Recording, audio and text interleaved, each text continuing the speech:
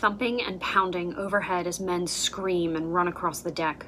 A deep, angry rumble, so fierce it sounded as though... Nope. A deep, angry rumble, so fierce it sounds as though the sky will split. On top of it all, the heavy, relentless thrashing of rain pelting down as though to drown the world. Next to you, terrified snorts and pawing at the straw-covered wood. You swivel your ears, nose jerking high. Your eyes roll in terror. Everything is too loud, the floor lurching beneath you, knocking you and your herdmates into each other. It's too much, you don't understand what's happening, and then, crack! Freezing water covers your hooves, your legs, climbing higher to your chest as the wooden wall next to you splinters wide and the sea rushes in. Before you can even comprehend what's happening, your feet are no longer touching the ground. You begin to kick hard, stretching your neck so your nostrils stay above water, desperately sucking in air. Water is everywhere, under you, around you, falling from the sky in sheets. A wave crashes over you, salt stinging your wide eyes and delicate nose, and all you can do is keep kicking, swimming hard, leaving the doomed ship behind you as the ocean takes it to the depths. You have no idea where you're going, can't orient yourself. All you know is that you can't stop. You have to keep moving, keep kicking through the black water, and then ground. The tips of your hooves brush sand, just barely at first, and then more firmly.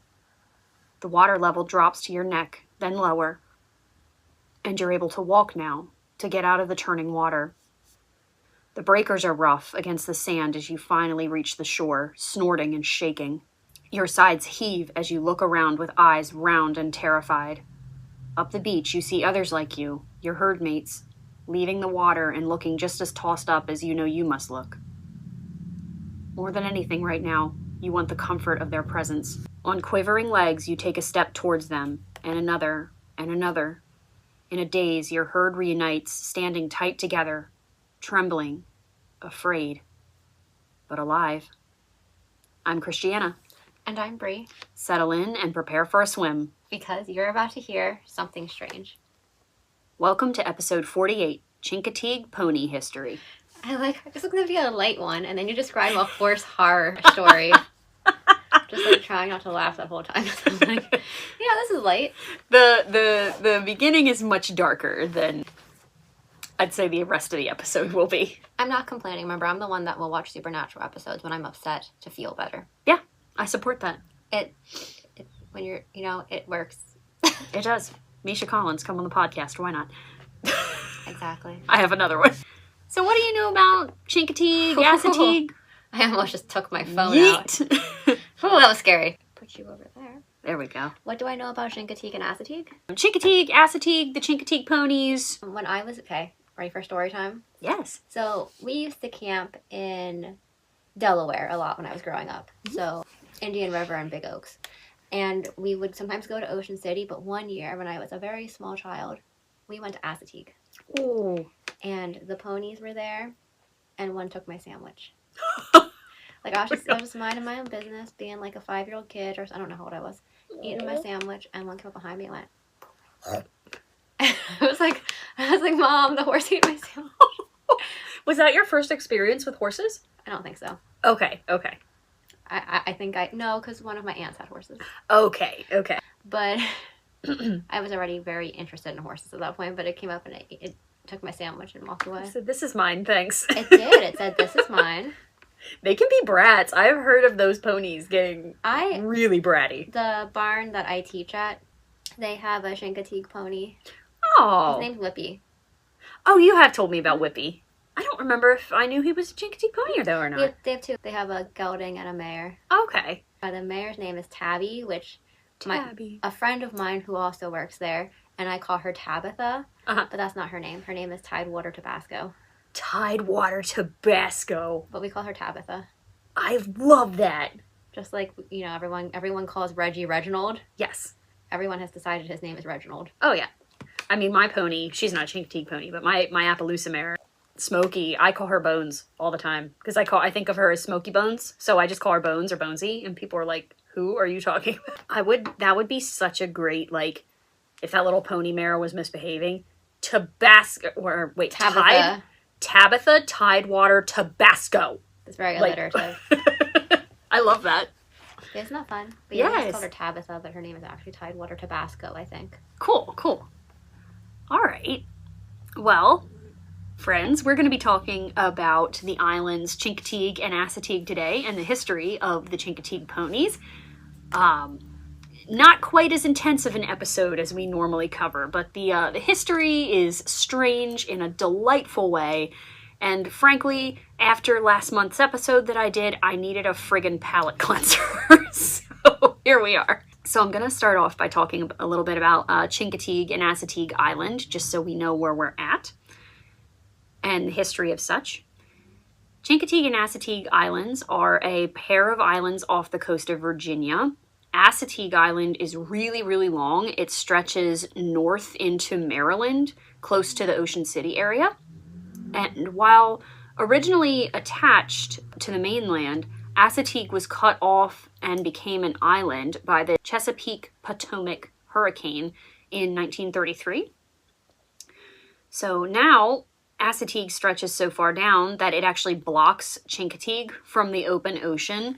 So you've got your mainland and then Chincoteague Island, and then Chicoteague is the furthest out. Okay. I don't think I realized that. I've never been to Chincoteague, but I've been to Chicoteague a couple of times. Oh, we got to take a trip to Chincoteague. I've never been there. Oh, we're going to go. We're going to go. It's going to be fun. Okay.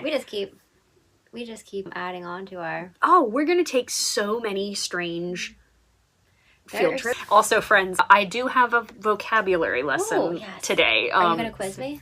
Sure. You'll know it all. You know, it's not like I do anything with horses. Oh, yeah, you're a total newbie.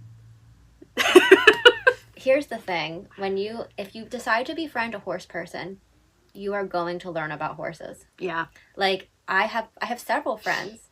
Like our friend Teddy. Mhm. Wasn't a horse person. Guess what they know a little bit about now? Oh, yeah. They've been to the barn with you before, right? Multiple times. Oh, I've met the girls. But yeah, if you decide to endeavor to, either date or befriend a horse person, good luck. you're going to learn. You are going to learn. You're going to learn all about horses. You're going to become a begrudging horse person partner. Or friend. Or friend. Because we don't shut up about them. No. I always say, like, you have to be a little crazy to own horses. You have to be a little weird. I have more than one. Yes. Does that make me a lot? Maybe. I don't know. Because we're just going to go on a whole thing about horses right now. Horses take so much time and energy. And that is just basic care. That's not riding. My one has the Grim Reaper on speed dial. Yeah. She really does. That's because Like, she's my partner in serial killing. He's like, oh, she's like, oh, look, Stella's calling again. All right, so horses are not for the faint of heart. No. But here's the good thing. Okay, if you're an adult with kids that get into horses, they will not have money for drugs. Correct. They will not. Or anything else. They will not be getting into like all kinds of teenage weirdness because they're going to be at the barn mucking stalls. Yes. And it's as crazy as you almost have to be a little bit. And I'm not judging horse people because I say this as a horse person. Yeah. Like we're not both judging. I should have worn my horse shirt, but that would have been like 3 episodes in a row where it would have been worn. And I have my saltwater cowboy shirt on today. That we'll talk about. I have a Levi shirt. That's kind of a cowboy shirt. Yeah, that works. Yeah, that's a cowboy shirt. Saltwater cowboy shirt. We'll learn about the saltwater cowboys. All right, sorry. Vocabulary. Are you going to quiz me? Well, I'm going to get through the Chincoteague and Chicoteague, but kidding. No, it's okay. I just want to let our listeners know. A test I might be able to pass. Oh, you'll be able to pass it. Don't you worry. We should call Teddy and have Teddy. See if they can answer. I think we both have multiple non-horse friends. Yeah, I'd say. Well, back to the islands here. I just have Kokomo stuck in my head. Sorry. Chicoteague is known as a barrier island, which is according to... I think both of these islands may technically be considered barrier islands. Don't quote me. Chicoteague for certain, though. According to the National Oceanographic and Atmospheric Association website, a barrier island is a constantly changing deposit of sand that forms parallel to the coast. So it is quite literally a barrier along the coast. I think technically Sunset Beach is a barrier island. Yeah. In North Carolina. I'm going there in like 2 weeks. I'm like, yay! That's so exciting. What Carolina? The best Carolina. The best. One of the most well-known aspects of Chincoteague and Chicoteague Islands are the Chincoteague ponies. Woo. While the feral ponies now only live on Chicoteague, these ponies have called both islands home for literal centuries, and we'll learn more about them and their history in a moment. Originally, the land of Chincoteague and Chicoteague were populated by indigenous persons before the Europeans came along in the late 1600s. The origins of the name Chincoteague are owed to the indigenous persons who live there. The indigenous name for the island was actually Gincoteague with a G, yes, which means beautiful land across the water. And full transparency here, I'm not sure if it's Gincoteague or Chincoteague that translates to beautiful land across the water. The articles I referenced state that it's the translation of Chincoteague, but I'm tempted to believe it's the Gincoteague translation, since that was the actual indigenous name for the island. Mm-hmm. Like, Chincoteague kind of came along later. I didn't dig too deep, but it sounds like it was more or less written down wrong or misheard, and... Do you know how often I worry about doing that in episodes? Right. Of, like, writing, like, a word or a date wrong, and then we change the whole meaning of the thing. Yes. I'm sure I have, because there's definitely times when I'm like... Well, okay, for my episodes, we have a little bit of a heads up, because I'll listen back and go, was that Wait a second. But for your episodes, I don't do the research, so I don't know. Right, exactly. For my episodes, like... we might catch that faster because... Right, because you know what your research is. Unless it's something like Mothman, I probably would have been able to catch. Right. So you're more cryptid savvy. Yes, yeah, unicorns. Sort of. That's probably about it. Yeah. Maybe albatwitches. Oh, that's true. I introduced you to albatwitches. While Chicoteague Island is no longer inhabited today, there used to be a village called Chicoteague Village on Chicoteague Island. However, a gentleman by the name of Dr. John W. Field would begin the process of removing people from Chicoteague in the late 1800s. Oh, no. Oh, yeah. Like indigenous? Everyone. Oh. Everyone. Oh, I'm sure you'll tell me more about this. Oh, yeah. He claimed, and this is a direct quote, "A large portion of Chicoteague was granted to his ancestors in the 17th century." That is a quote from the book Before Misty by Sara Boudreau. Hold on, 17 would be the 1800s. 17th century would be the 1600s. Sorry, I had to think about that. Always go the wrong direction. It's okay. Time's not real. Time is not real. It's really like not. Correct. But sorry. I do want to give a shout out to Sara Boudreau, the author of Before Misty, because that was a huge resource for me doing this episode. I actually pre-ordered her book. I think it was like last year that it came out, and I pre-ordered it in preparation for this episode. So thank you so much, Sara. After Dr. Field and his family moved to Chicoteague, he was a super, super friendly neighbor, going as far as to put up a fence to keep his ponies mixing with the others on the island. And again, we're going to discuss more about how the ponies lived on the island, so this fence thing will make a little more sense later. Just bear with me. Eventually, John Field's son, Samuel Field, inherited the land on his father's passing, but made life difficult for anyone who actually remained in Chicoteague Village at this time. Great. Sounds like a great guy. Oh, yeah. He implemented super strict no trespassing rules that made it difficult for people to get to their own houses. Oh, what a... Like, they were just like, this is our land and we don't care that there are people living here. Get out. I'm trying to think of a fun way to say it without swearing. What a goober. What a goofy goober. What a goofy goober. Do you want me to swear? I'll say it. Oh, no, you can. I was just trying to... He was an asshole. Be silly about it. Yeah. Put some levity in there. This got to the point where people eventually just moved off the island. They got sick of dealing with it. And some people actually physically floated their houses off the island. Like, they floated their houses off of Chicoteague across the channel to Chincoteague. It's not funny, but I just imagine their house floating and them, like, putting the middle finger. I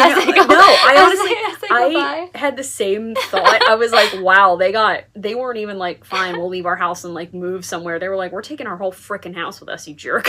I almost imagine the house from Up.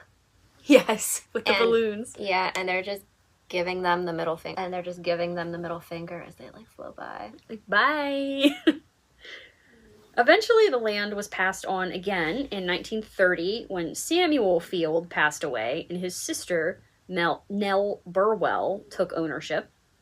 13 years later, she would go on to sell over 8,000 acres of land to the federal government, and this then became the Chincoteague National Wildlife Refuge. Okay. Why it became the Chicoteague Wildlife Refuge, I'm not sure, because it was on Assateague Island. I was going to ask that. Okay. But we bear with it. We go with it. I was going to ask. I was like, wait, I thought we were on Assateague. Yes, I know. This is confusing. Okay. So, quick vocabulary lesson. Yes, okay. Here we go. Time to get to the meat of things, which is the ponies. Oh my god. But for this, maybe phrase it that way. Time to get to the heart of this episode, which is the ponies. Not the meat. Yeah, not the meat. I'm still keeping that in, though. It's fine. That's fine. But for those unfamiliar with horses, I do want to give a quick vocab lesson in case the language gets confusing. I'm pumped. Okay. But also, you know how I said about, like, when people are around horse people? If you've been listening to us for a while, you may know some of this already. Yeah. So we'll find out. So, pony versus horse. So, a pony is smaller than 14.2. Mm-hmm. So horses are measured in hands, which are 10 centimeters or 4 inches. Yes. So it's under that. Also, ponies have a little bit of devil blood in them. Yeah, correct. So a little bit of demon blood in them, unlike some horses. Except chestnut mares also have demon blood. Oh, yeah. Chestnut bears. Chestnut Oh mares. my goodness. Those two. Chestnut mares scare Satan. And if they are a pony chestnut mare, which is what Tabby is. Oh, you're doomed. Doomed. They can hang out with the halflingers. Okay, what's next? And you actually already went into hands, which is good. I was just going to say... And horses, I'm holding my hands up so they can see, because there's no way mine are 4 inches. I know. I'm not... I actually have a whole thing here. Hands, a question mark, and then I said horse people measure horses in hands. And then my personal note is, why? Because we're weird. I'm sure there's an actual reason out there, but let's face it, everyone who owns horses is just a little weird. I am sure there is actually a reason why horse people measure horses in hands. I could not tell you. I don't know. No. But yes, key takeaway here is Chincoteague ponies are classified as ponies because they are less than 4 foot 9 inches tall, which is 14.2 hands. Is that really? 14.2 is 4 foot 9? Yes. Oh, you know what? That makes sense because I think we decided I'm like 15.1 or 15.2. Yeah. Also, I want to throw in here, ponies and horses, well, equines in general, are measured in to the withers, which is the shoulders. Do you want to grab? Oh yeah, you have a not the hedgehog. You can either grab. I'll grab stranger. It's the bony ridge between... I can also do a demonstration at some point with the... Yeah. Oh, yeah. If I hold Stranger, do you want to point it out? Yes. So here's Stranger. Here's our little... He kind of looks like Charlie the Unicorn. He does. He does. Yes. So the withers are the bony ridge between the neck and the back, which is right here. So, the highest point of the shoulder, I guess you could say. Oops. Are we all done with kneading Stranger? Yes. I'll put him back here. Our strange little unicorn. We love him. We can always do a video on showing... I don't have any ponies at my barn. Smokey a pony? I was just gonna say I could do Smokey because she's a pony. She's a tall pony. Do you have... You must have real... actual horses. You think Minx is a horse? Yeah. She's at least 15 hands. Yeah, I think so. Stella's like 15... 15.2. Stella is the tallest of your guys, I think. Reggie? Oh, Reggie is. Okay. Yeah, Smokey is just barely a pony. Chris's mare, Jessie, is a very short horse. Like, she's almost a pony. She's probably about the size of between Minx and Stella. Yeah. And then he has Sandy, who's a little taller. Was there anything else on your quiz? Yes. Good. Stallion. That is a intact male horse. So that is a male horse that has not been neutered or is gelding next. Gelding is next. A gelding is a neutered male horse. Yes. Mare. A female horse, and that can be... We usually do not spay horses because they don't do super well with anesthesia. Yes. So whether they are possessing their female organs or not, they're still a mare, but you generally don't find fixed female horses. No. A foal. A baby horse. No. Then we'll break down foal a little further. A colt versus a filly. So a colt is a male baby horse. I think, are they considered, like, it's a colt no matter, like, at what point do they become a colt versus a yearling? Well, yearling is a year old. Okay, that was my next one. Okay, so a colt is a baby male horse. A filly is a baby female horse. Yes. And then at a year, they're a yearling. Correct. And that was actually my next one was yearling. So Are yearlings considered colts? I think you would still say like a young, like you would say like, oh, that's colt. a yearling colt or a yearling filly. And then I don't know at what point you would classify them. Probably like 6 or 7. You'd classify them as an adult, depending on the horse. Because it's 2-year-old, because they don't usually finish growing until like 3 or 4. Right. Like you shouldn't back a horse younger than 5. Like, frankly, I'm gonna... Thoroughbred world's coming after you. I was just gonna say I'm gonna get canceled by the racing industry. I was just gonna say... The mane is the hair that is in the front of the horse, like on their neck. So it's like their front hair. Yes, the like along the crest of the neck. Mm. So there you have it, friends. If you hear us referencing any of these words, you'll know what they mean. You won't be in the dark if you're not a horse person and don't know them already. Okay, so let's talk about the history of these infamous Chincoteague ponies. The Chincoteague ponies have populated the islands for centuries, but exactly when they came to the islands is not really known. There isn't much historical documentation from the islanders themselves. A lot of what we know is through like journalists and tourists to the islands. What we're also unsure of is how the ponies got to the islands in the first place. There are 2 theories that are the most popular, which I'll go through now. So the first theory is the galleon theory, the Spanish galleon theory. What's the name of the boat that swings at the canoble? I know it's a type of boat. Oh, yeah. But at canobles, there's like the swinging boat. The swinging boat. I love the swinging boat. It's so soothing. I just close my eyes and I could like... Where you're at in it, it's a little bit nauseating. Yeah, that's fair. The Spanish galleon theory tells a story of a group of ponies that were aboard a Spanish galleon that was caught in a storm. The ship foundered off the coast of Chicoteague, and upon the hull breaking apart, the ponies swam to the safety of the island, where they have lived ever since. Was that your opening story? That was my opening story, yeah. This theory has been orally passed down for at least 200 years, but it's unlikely that the ponies actually reached the island this way, unfortunately. Hate to break it. Is that how seahorses formed? That is how seahorses, that's how kelpies formed. That is how kelpies. Hippocampus. Hippocampi. While the waters around Chicoteague can be very dangerous, and there has been some evidence crop up over the years that looks like it could prove the galleon theory on the surface, it doesn't hold any weight under pressure. Doesn't hold any water? It holds 0 water. Just like that Spanish galleon that sank. Anyway. I don't know, that holds a lot of water probably. One man in the 1970s, Donald Stewart, claimed that he had found documentation of a merchant ship, the San Lorenzo, that had been hauling ponies to work in a Peruvian mine. Side note, I will be doing an episode about pit ponies at some point. Oh, that is interesting and sad. Maybe after we should go to the mine tour in Ashland. Yes, yes. However, there were some problems with this statement.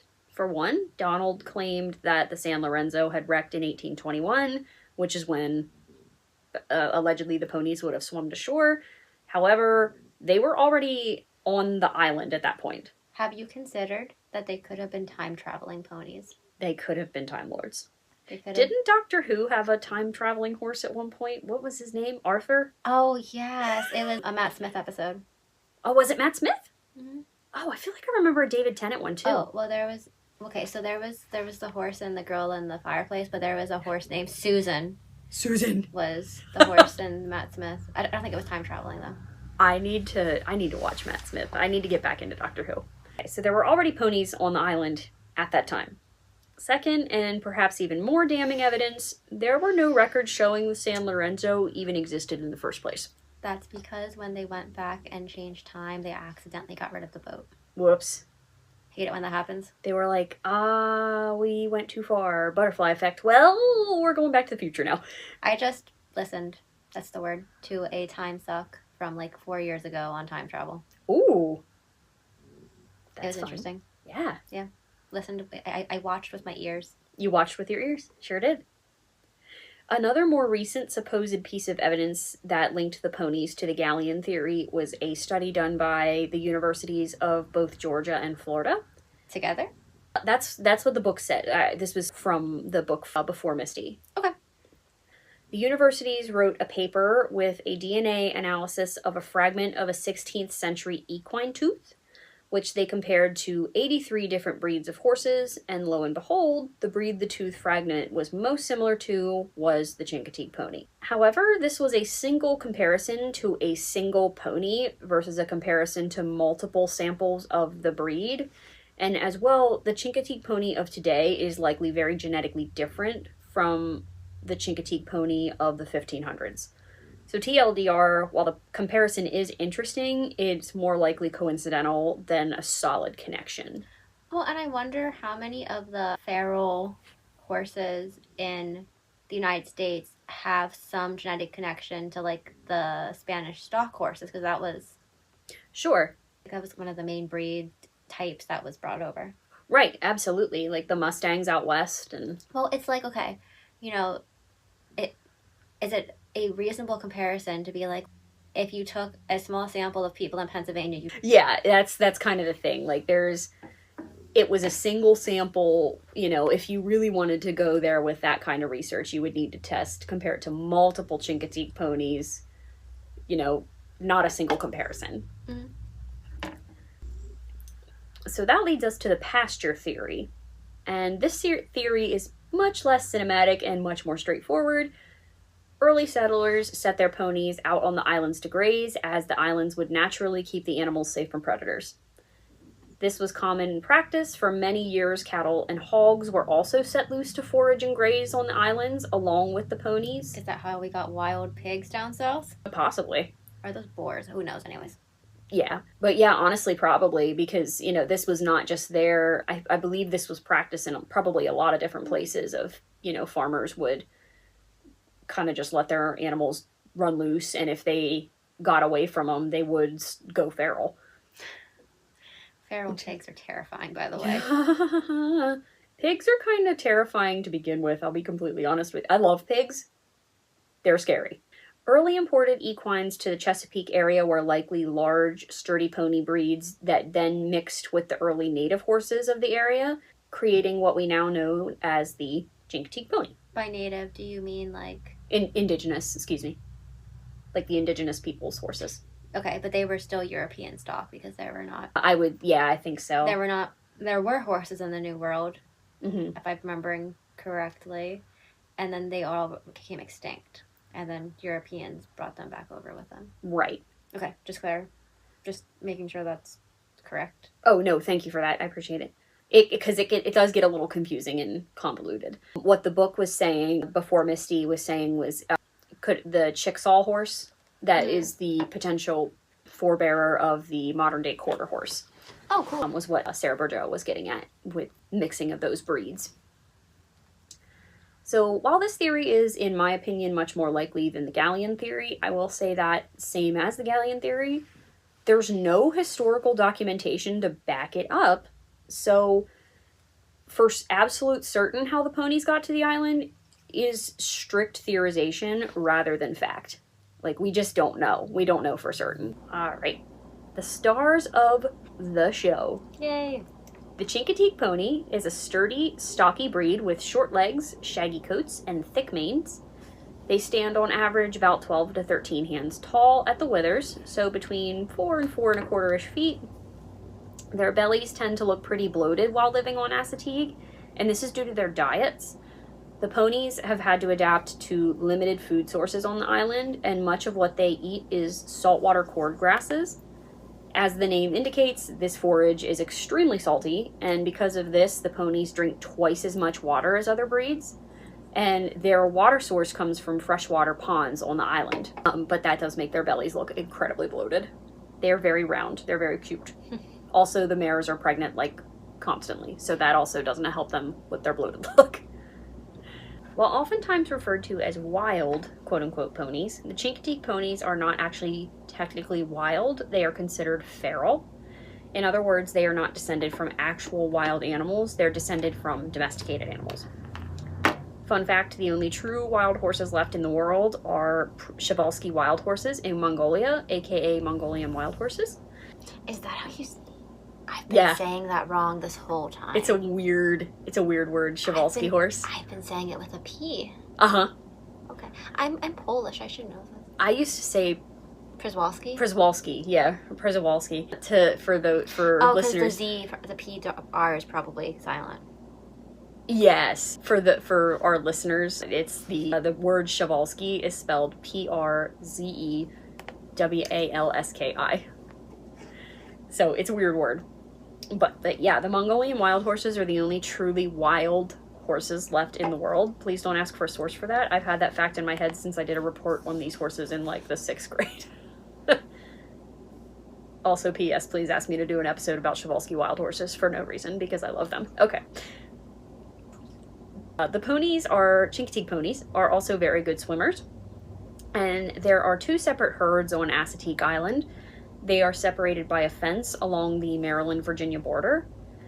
On the Maryland side, the National Park Service manages the pony herd, which is smaller than the Virginia side. On the Virginia side of the island, the U.S. Fish and Wildlife Service, as well as the Chincoteague Volunteer Fire Company, maintains a herd of around 150 ponies. And the Chincoteague Volunteer Fire Company actually owns the ponies on the Virginia side. We'll talk a lot about them in a minute. Each of these herds splits off into their own bands of 1 stallion and several mares, although quote-unquote bachelor bands of young stallions that have not established their own herds of females can also be found. The ponies have no natural predators on Chicoteague Island, so you may be wondering how the herd is maintained and how the population doesn't grow out of control on either side. And there is a couple ways this is taken care of. On the Maryland side, the smaller herd is maintained using a dart gun filled with a contraceptive to inject the mares, which allows the animals to live their natural lives in their bands without worry of overpopulation. On the Virginia side, however, herd management is a bit more creative. Each year, the Chincoteague Volunteer Fire Company holds pony penning. So, pony penning is an event held on Chincoteague Island once a year, where members of the volunteer fire company round up the pony herds on Chicoteague on the Virginia side, swim them across the channel to Chincoteague, and auction off some of the foals that are already weaned from their mothers. Non-horse people or people unfamiliar with this tradition, you may now be saying, why would you do this? And don't worry, we're going to answer those questions. We'll start off with the history of the pony penning. According to Chincoteague.com, penning began as a way for livestock owners to claim, brand, break, and harness their loose herds. Just like how or when the ponies arrived on the islands, we're unsure of when the first pony penning was held. While the earliest account of pony penning comes from 1835, based on the description, it was clear that pony penning had been a tradition since far beyond then. What we are sure of is that these special days, now held the last Wednesday and Thursday in July, have always been treated like a festival, and they are a party up until today. Games, feasting, singing, and dancing were all common during this time, and back in its early history, women were not allowed to attend the penning, but they were allowed to prepare the food for all the dinners that were had, of course. Spectators also began to visit the island for pony penning, and originally, the penning was held on both Chincoteague and Chicoteague Islands. However, we talked about the history of the islands a little earlier. Our friend Samuel Field put a stop to that. His trespassing rules made it impossible for pony owners to round up their own stock. It got bad enough that Clarence Beebe, and keep this name in your back pocket because we're going to learn more about him later, along with other owners, fought a legal battle with Field in 1922 just to be able to regain their stock, to get their own property off of Chicoteague Island. On the other side, Field fought with the owners and the ranchers about trespassing on his land. As my PA Dutch family would say, he was gropsy as hell. This led to concern over if and how pony penning would continue on Chicoteague, but never fear, enter the Chincoteague Volunteer Fire Company. The fire company formed in 1925 after 2 different fires caused severe damage in the town of Chincoteague. The Volunteer Fire Company held a fireman's carnival as a fundraising event at the same time the Chincoteague Pony penning would take place. And they then took it a step further and said, we're going to go ahead and just take over pony penning as well. We're going to organize all this. In order to be able to include the ponies on Chicoteague in the pony penning, the Volunteer Fire Company decided they would round the ponies up and swim them across the channel to Chincoteague. This way, the penning activities would be able to be performed all in one place with minimal use of the land on Chicoteague. And this was in 1925, so this was before the land was turned into the Chincoteague Refuge. Full transparency again, I'm not entirely sure what happened between the years of 1922 to 1925. As far as I'm aware, the penning still took place. According to the book Before Misty, there was some kind of settlement reached between the pony ranchers and Samuel Fields. I don't have a lot of detail there. According to Wikipedia, for a couple years before 1925, the ponies were taken from Chicoteague to Chincoteague by truck for pony penning. So this is my best educated guess of what was going on before the pony swim was announced. The agreement between Field and the ranchers was something along the lines of the ranchers could come onto Chicoteague to retrieve their livestock, but that was it. In regard to why the pony swim was started by the Volunteer Fire Company rather than continuing to transport the ponies by truck, my guess, I have a couple guesses here. It was less obtrusive than having a bunch of trucks like to come over and have people on horseback round up the ponies and then just swim them across the water rather than having a bunch of trucks over there that they then had to load. Mm-hmm. And 2, honestly, it was probably safer for the ponies. For those unfamiliar with transporting horses by trailer, it can be dangerous even in the absolute best conditions. And having a bunch of feral ponies wound up and trying to shove them onto a trailer is not the best of conditions. The saltwater cowboys. Mm-hmm. This is a stupid question. I know leather will hold up to some extent of water, but like, do they have specialty saddles? So I'm not sure how they did things then. I believe now the saltwater cowboys go out to a certain distance with the horses, but then they come back up and they actually have essentially boats with corrals on them that they put their horses on, and they ride across like next to the herd of ponies swimming. Even to go in a certain amount, though, their tack's still gonna get wet. Yeah, I mean, I don't know for certain. Unfortunately, we never have gotten. You've never seen the swim, right? And I haven't been to Chincoteague. Oh, that's right. And the one time that we were set up to do the swim, COVID hit. So I'm not entirely sure, but like in modern day, I do see the pictures of like the essentially floating corrals and the cowboy horses in the corrals like floating alongside the herd, which is really cool. That's funny. They're like they got like VIP seats. They do. Also, I want to clarify something here because I don't think I actually clarified this anywhere in my script. The swim between Chincoteague and Chicoteague is not far. These ponies can make that swim extremely easily, and they swim the ponies during a slack tide, which means there's very little, they don't have to deal with heavy currents. So this is not by any stretch causing harm to these ponies or like extreme exertion.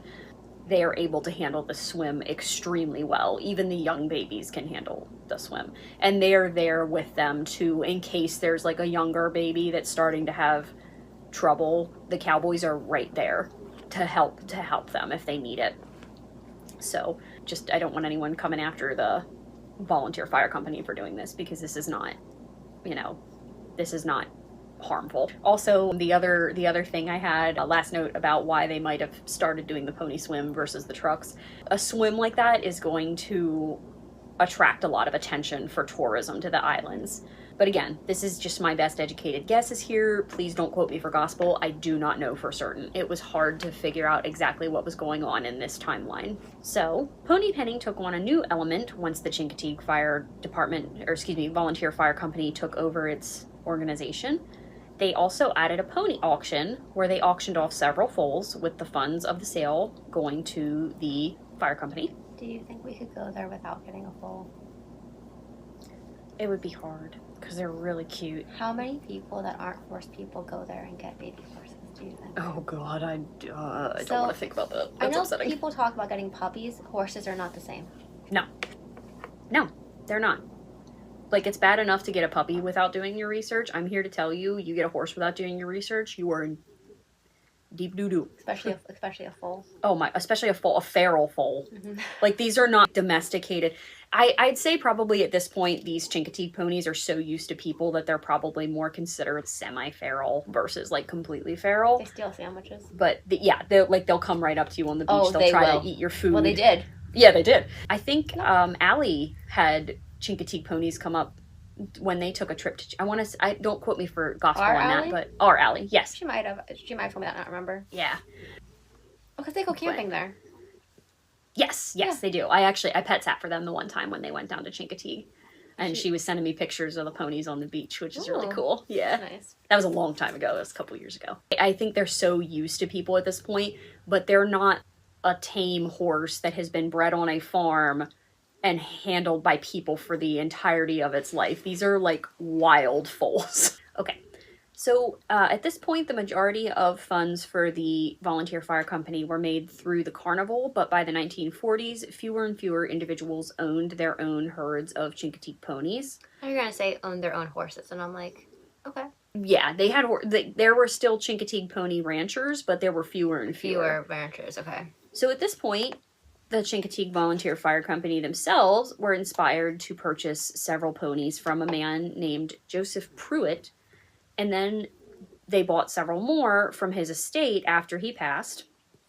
And the purpose of this was for the Volunteer Fire Company to be able to maintain their own herd of ponies to auction off, and that would add to the funds that they were already receiving from the carnival. At this point, the land on Chicoteague that Nell Burwell, remember her, had sold to the federal government had become the Chincoteague National Wildlife Refuge, and the Volunteer Fire Company was able to purchase a grazing permit to graze their new herd on that refuge. Descendants of that herd remain to this day and are still taken care of by the Chincoteague Volunteer Fire Company. Yeah, if you're hearing some weird, like, air sucking noise, that is Roxy, the pod dog, going at it at a lick treat. She loves it. It's delicious. She likes her lick treats, but she like huffs them. She gets real intense. Today, the Fireman's Carnival is still held at the same time as pony penning. The ponies are still rounded up and swam over to Chicoteague Island, where the foals old enough to be away from their mothers, and occasionally a yearling or two, will be auctioned off. Some foals go to private owners, while others are known as buybacks. And buybacks are foals that are purchased and named by an individual, but ownership is still maintained by the Chincoteague Volunteer Fire Company. Essentially, this person is more buying the right to name this foal than they are actually buying the foal themselves. Oh, that's pretty cool. Yeah. And then this foal will go on to live out its life on Chicoteague Island. I think oftentimes these are foals with, like, really good bloodlines. Mm-hmm. So, like, really famous bloodlines. And these buyback foals also help to maintain herd numbers, because as the ponies are auctioned off, or, you know, these ponies, they do get older, they pass away, they do need to replenish these numbers. In 2025, 94 foals were sold at the Pony Penning Days. The foal with the highest bidder was a buyback foal. Would you like to take a guess at how much money this little one sold for? $3 million. Not quite that high. $2 million. $100,000. I can't. $100,000. Wow. That's a lot of money. And it's cool though, because this is all benefiting the fire company. But they wish it was $3 million. Yeah, seriously. And this money goes to the company for their own equipment, but also to help maintain the herd, because the volunteer fire company takes excellent care of these ponies. Like, they live on Chicoteague, but they are very well watched over and taken care of by the fire company. We'll talk a little more about that later. And on the other end, the foal with the lowest sale price was $3,000. I was going to say $1. $1. The price is right, in case you are not getting that reference. Yeah. I also, looking at this website, looking at like this website that I used for this reference, I'll link it in the show notes, but it showed all these numbers, like highest bid, lowest bid, and it had all the pictures of the babies on there, and I was like, I could afford a $3,000 foal. And then I was like, you have no horse trailer to get this horse home. At the back of, you could just put down the back rows. Put down the back seats? Of my car. Yeah. It would probably fit. That's true. Would we board it at your place though? Because that was the other problem, is I also have nowhere to keep this foal. I can't even buy my own pony. I call her my pony, Smokey. She's not technically mine. While pony penning and the pony swim is the biggest event of the year, it's not the only pony roundup. 2 other roundups are held in addition to the summer pony swim, once in the fall, once in the spring. During these times, the ponies are all thoroughly looked over by a veterinarian and given dewormer for parasite prevention. They're administered vaccines, they're tested for various equine infections and diseases, and also have their hooves taken care of. I do not believe they're swam across the channel at this time. There are corrals on the Chicoteague side. Yeah, I don't believe they swim the ponies during the fall and the spring roundup, but they put them in the corrals on the Chicoteague side and just get a good look at them and, you know, check for any injuries. You know, they're very thoroughly vetted, and they're very, very, very well taken care of. Before we leave the topic of the annual pony pennings, I do want to give some information here about the Saltwater Cowboys. Saltwater Cowboys oversee their annual pony swim and roundup. Originally, these were gentlemen recruited from the mainland because there weren't enough riders on Chincoteague to physically do the swim by themselves. Many of these Saltwater Cowboys are literally cowboys for life. The oldest on record was in 2019 was Jack Bittingham, and he was 86 years old during the 2019 Pony Roundup. The Saltwater Cowboys are imperative to the success of the pony swim and the care and keeping of the ponies.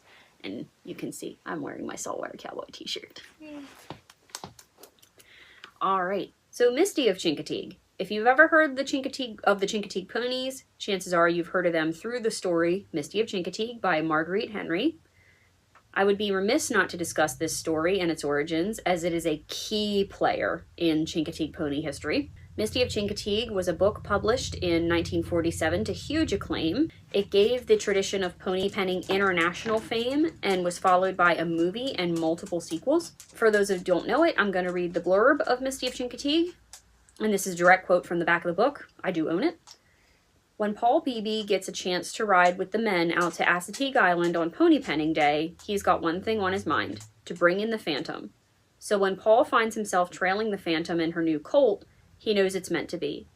All he needs to do is drive them to Tom's Point across the channel, and then he and his sister Maureen can buy them both. But the Phantom and Misty, her colt, are wild things, born of the sea and fierce winds.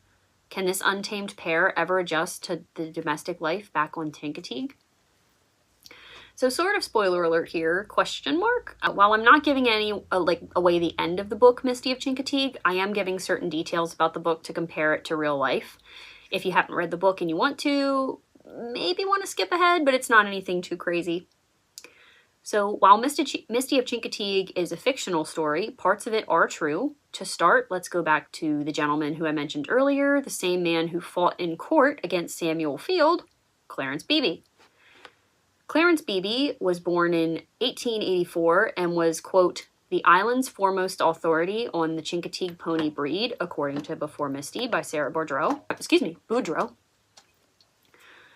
He and his wife, Ida, lived on the Beebe Ranch at the southern tip of Chincoteague, where Clarence bred and sold ponies, as well as owning cattle and sheep. Oh, cool. Yeah.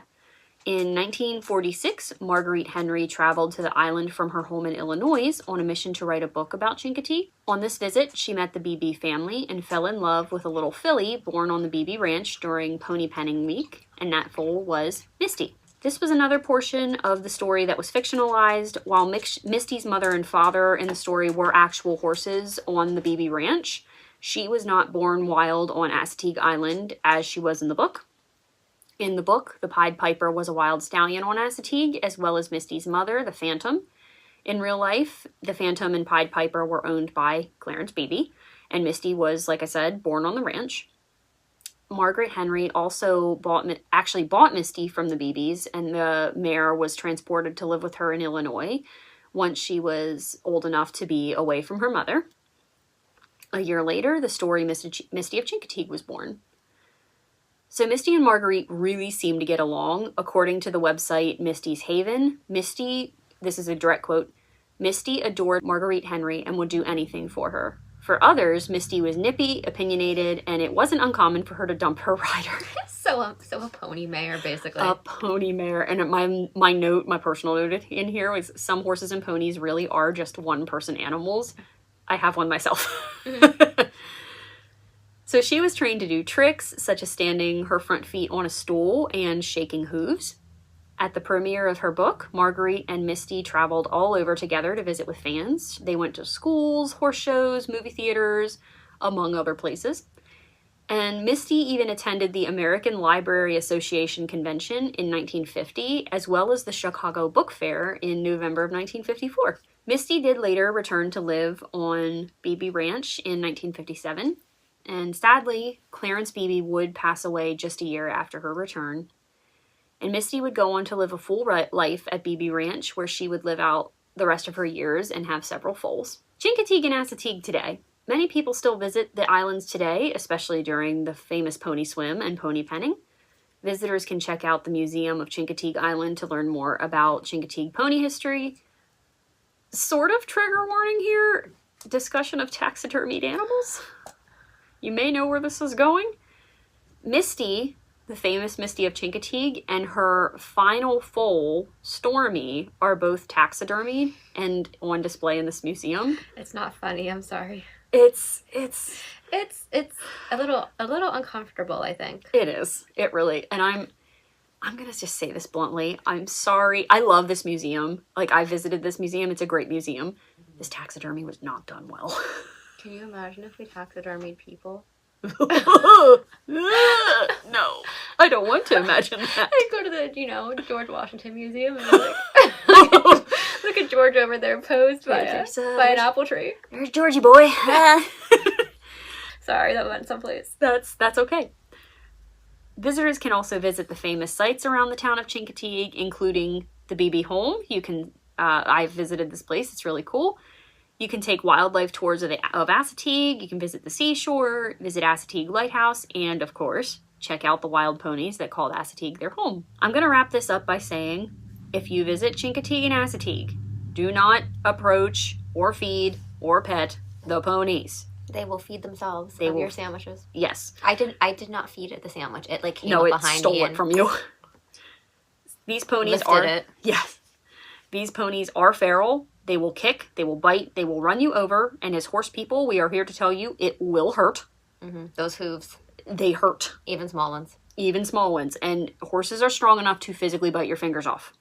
That's not a joke. Feeding the ponies can make them extremely sick. Oh, yes. Yes, even just one treat that you think is harmless can hurt them, and it can even kill them.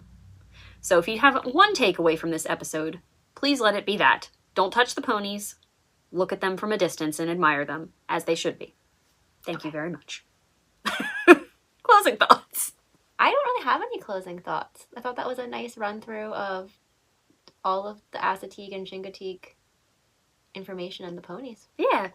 It's not really, as strange of an episode as we normally do, but it's strange in its own way. It's strange in a very whimsical way. Mm-hmm. Are you doing this for the month of the pony petting? Yes, July? This is going to be in July. Okay. Yeah. It's timely.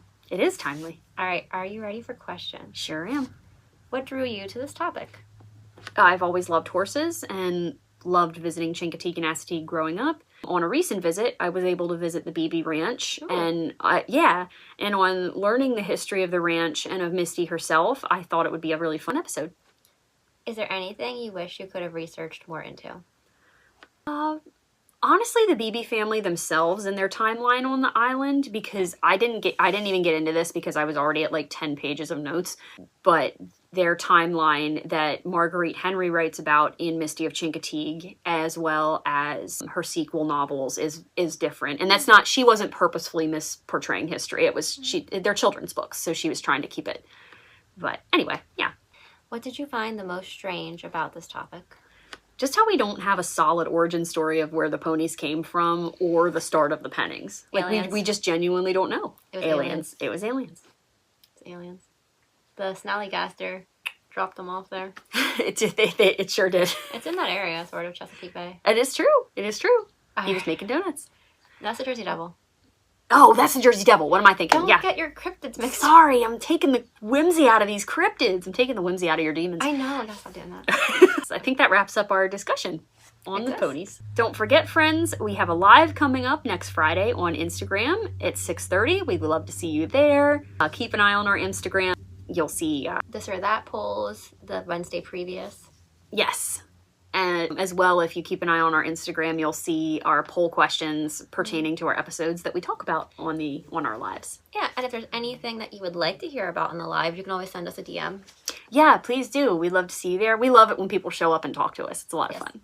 So, well, strangers, it's time for us to part ways. Until we meet again, don't pet the ponies. We'll be back again soon with another Something Strange. Okay. Much more whimsy. Much more whimsy.